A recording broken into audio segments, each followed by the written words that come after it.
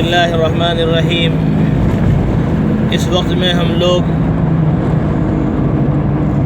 بدر جا رہے ہیں، جہاں پر رسول اللہ صلی اللہ علیہ وسلم اپنے صحابہ رضوان اللہ تعالیٰ علیہ مجمعین کو لے کر نکلے تھے ابو سفیان کے قافلے کے لیے۔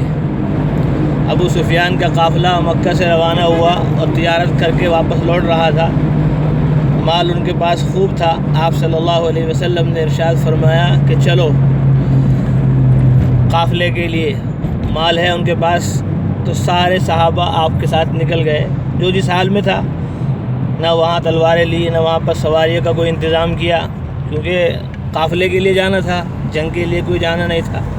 لیکن ابو سفیان بڑا ماہر شخص تھا، بعد میں اسلام لائے رضی اللہ عنہ۔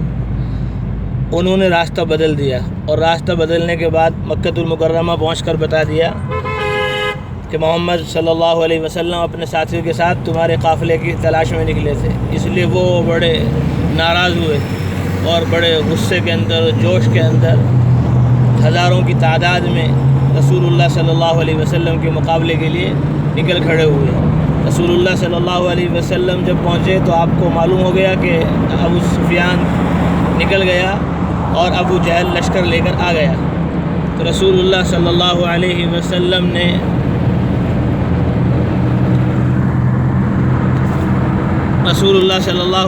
وسلم نے صحابہ سے کہا کہ بھائی تم لوگ قافلے کے لیے نکلے تھے، لیکن قافلہ چلا گیا، اب لشکر سامنے ہے، کیا کرنا ہے؟ تو مہاجرین صحابہ فوراً کہنے لگے اللہ کے رسول صلی اللہ علیہ وسلم، ہم ہر کام کے لیے تیار ہیں۔